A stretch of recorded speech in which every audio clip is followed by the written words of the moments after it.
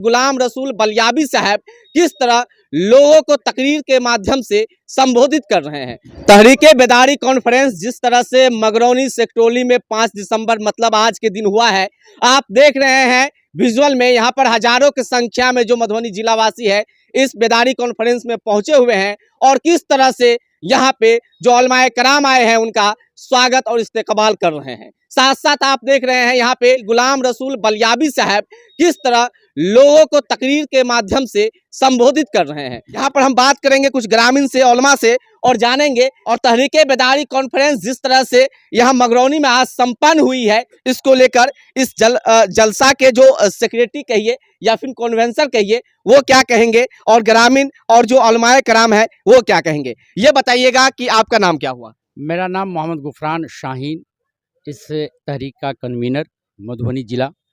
मैं सबसे पहले शुक्रगुजार हूँ गुलाम रसूल बलियाबी साहब का, जो अपना कीमती समय देके मधुबनी वासियों को ये बता दिया कि तहरीके बेदारी कॉन्फ्रेंस क्या है।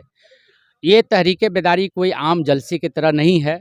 ये तहरीक पंचायत तक चल चुकी है और हर गांव में ये अदारा शरिया का एक कमेटी बन रहा है, जिसके तहत वो दहेज, ख़ास करके दहेज मुक्त करना है। और सबसे पहले यहाँ के वासियों को, मधुबनी के जो 25-30 आदमी हाथ उठा के माला पहन के जो बताए हैं कि मैं दहेज नहीं लूँगा, उसका शुक्रिया अदा कर रहा हूँ। और ये तहरीके बेदारी कॉन्फ्रेंस जो हुई है ये मकसद क्या था? मकसद तो बहुत है, मगर 2-3 एजेंडा जो अभी फ़िलहाल आवाम के बीच जो बुराई है, ख़ास करके हर घर में बेटी बेटा है, जिसके सबसे पहले दहेज। तो दहेज तो चाहे तो आराम से मुक्त हो सकता। हजूर सल्लल्लाहु अलैहि वसल्लम का ये फरमान था कि दहेज नहीं लेना है। ये 100 साल पहले ही होना चाहिए। अच्छा, दूसरा क्या है एजेंडा? ये दूसरा एजेंडा है जो मुस्लिम एक्ट जो है, जो हम लोग चाहते हैं, सरकार से डिमांड करते हैं, जो रास्ते पेरे हजूर सल्लल्लाहु अलैहि वसल्लम पर कोई उंगली उठा देना, तो वो मैं चाहता हूँ, सरकार से डिमांड है कि मुस्लिम एक्ट बने। और तीसरा क्या है एजेंडा?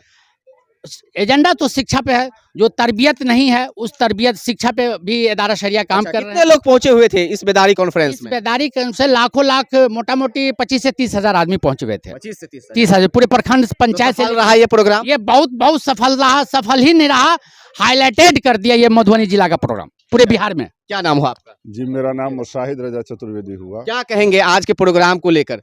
सबसे पहले तो हम पूरे मधुबनी वासियों और ख़ास करके सेक्टोली मगरौनी के लोगों को बहुत बहुत हम बधाई देंगे। वो लोग धन्य के पात्र हैं कि इतना बड़ा आयोजित ये प्रोग्राम को किया। लोगों को लगभग 5000 से अधिक आदमी के खाने पीने का भी एहतमाम किया और इनका जो मकसद था कि हमारा प्रोग्राम सफल हो, तो सफल करने में बिल्कुल ये कामयाब हो गए। अच्छा, तो क्या कहेंगे खासकर जो कमेटी है यहाँ मगरौनी सेक्टोली को, उनको? हम इन सबों को मुबारकबादी देते हैं कि आपका ये प्रोग्राम कामयाब हुआ, और उन लोगों को भी मुबारकबादी देते हैं कि जिन लोगों ने हाथ उठाकर वादा किया है कि जब हम अपने लड़का की शादी करेंगे बेटा की, तो हम दहेज नहीं लेंगे। तो मैं आपको बता दूं कि मगरौनी सेक्टोली में 5 दिसंबर मतलब आज के दिन जिस तरह से ये बेदारी कॉन्फ्रेंस हुई है, मकसद बहुत सारा था, लेकिन मेन मकसद जो दहेज पर था उसको खत्म करना, दहेज न देना और न लेना। और यहाँ पर आप जो भीड़ देख रहे हैं, भीड़ से ही आपको लगता होगा कि कितने लोग पहुंचे हुए हैं। बहुत सारे लोग देख रहे हैं जो माला ये पहन रहे हैं, ये वो लोग हैं जो वादा कर रहे हैं कि हम अपने बेटे की शादी में दहेज नहीं लेंगे। तो आखिर जो आप देखे हैं इस वीडियो को, आप लोग कमेंट करके बताइएगा कि ये बेदारी कॉन्फ्रेंस को लेकर आप क्या कहेंगे। तो अभी आप देख रहे थे द लाइव बिहार न्यूज। बहुत बहुत धन्यवाद।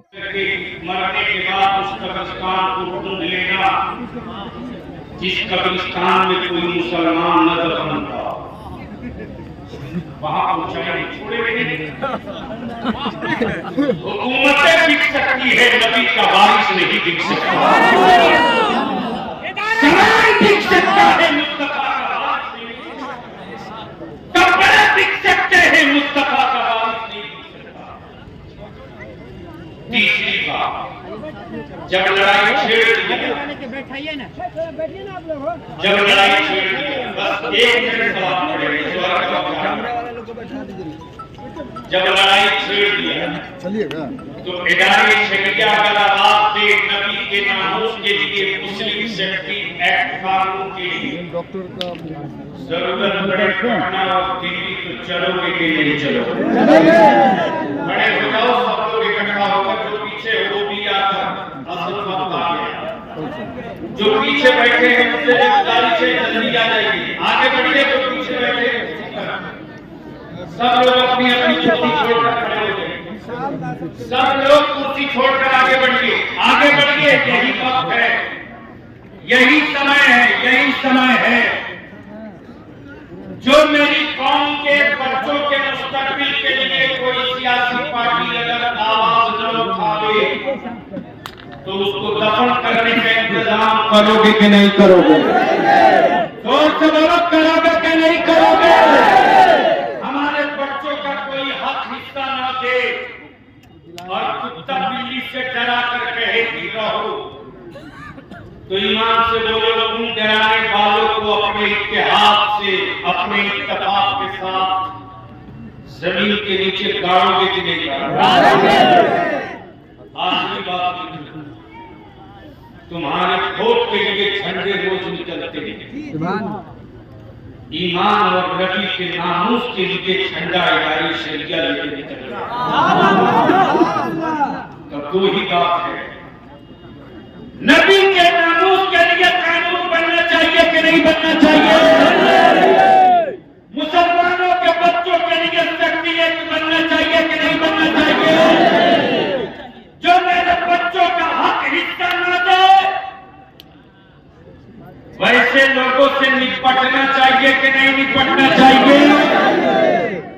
इसलिए किसी भी पार्टी के लोग हो, कान खोल के सुन लो, बलियादी मकान में नहीं बोलता है, 2 नंबर का नहीं, ओरिजिनल माल है, छाती पे चढ़ के बोलो। आपको नारा लग गया है ना, जिसकी भारी भागीदारी उसकी उतनी जिसकी जितनी संख्या भारी उसकी उतनी। एक बार मेरे साथ लगाओ, जिसकी जितनी संख्या भारी, मैं बोलूंगा जिसकी जितनी संख्या भारी, आप बोलना उसकी उतनी हिस्सेदारी। आवाज उठा के लिखती बात, जिसकी जितनी संख्या भारी, संख्या भारी, जिसकी जितनी संख्या भारी उसकी उतनी हिस्सेदारी।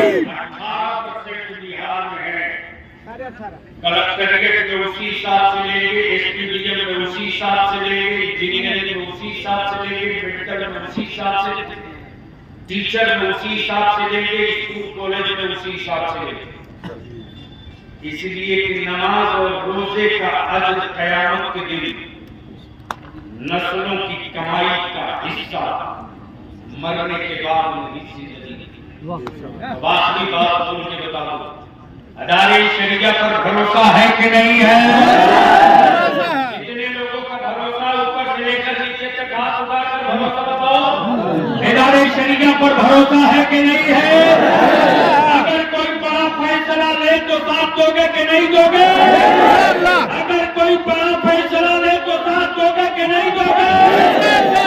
यकीन है मेरे उलमा ने जब अहद का मामला पाठ किया है तो देखेंगे जालिम तेरे जुल्म के पंजे में ताकत है या मुस्तफा के गुलामों के कलेजे में ताकत है।